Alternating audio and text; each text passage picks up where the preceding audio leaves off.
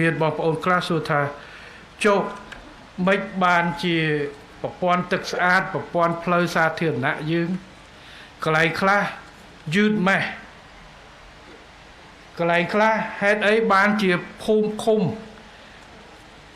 ក្រុងរាជទៅហើយបានអានឹងមកជាបន្តបន្ទាប់អានេះវាតាក់ទងទៅនឹងប្រព័ន្ធសេដ្ឋកិច្ចប្រព័ន្ធទីផ្សារនិងប្រព័ន្ធសេរីភាពរបស់យើងបើសិនជាយើងធ្វើសេដ្ឋកិច្ចផែនការយើងចង់បរិយាភូមិនៅកន្លែងណាយើងដាក់ផែនការឲ្យរៀបចំហេដ្ឋារចនាសម្ព័ន្ធឲ្យបានធ្វើអាហ្នឹងទៅរួចប៉ុន្តែកន្លងទៅនេះគឺយើងអនុវត្តសេដ្ឋកិច្ចទីផ្សារជាពិសេសនៅពេលដែលទីផ្សារដីធ្លីកំពុងតកើនលឿនក្រុងរាជលឿនណាស់អញ្ចឹងកន្លែងខ្លះបងប្អូនប្រជាពលរដ្ឋបង្កើតបរិយាបង្កើតទីកន្លែងរស់នៅ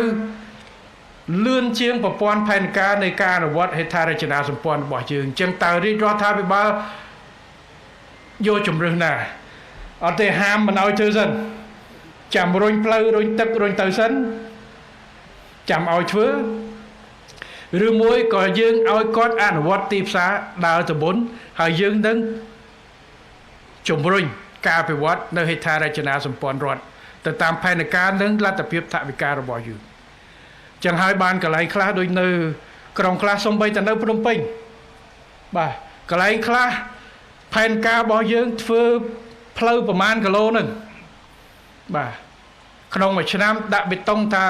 50គីឡូចុះបើផ្អែកទៅលើផែនការនៃ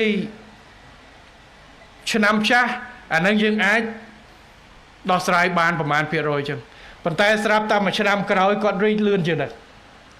បាទកន្លែងខ្លះអ្នកនៅភ្នំពេញអ្នកដែលមកពីក្រៅប្រទេសបងប្អូនខ្មែរនៅក្រៅប្រទេសមកលេងបងប្អូននៅក្នុងស្រុកគាត់ថាមកខានមក5ឆ្នាំវិញកន្លែងហ្នឹងធ្លាប់ទៅឃើញស្រះមួយបាទអញ្ចឹងក៏អត់ចាំទេគាត់ឡើងអាតុកទៅមួយជិះតាក់ស៊ីក៏អត់ចាំផ្លូវអីទេព្រោះអត់ដឹងឈ្មោះអីទេដឹងតែទៅតាមហ្នឹងទៅដល់ឃើញដើមឈើមួយដើមឬស្រះមួយបត់ឆ្វេងបាទដល់គាត់ឡើងទៅវាមានស្រះណាទៀតទៅដល់សិតតែបរិយពេញនឹងរួចទៅហើយបាត់ស្រះបាត់វែងផ្ទះបងប្អូន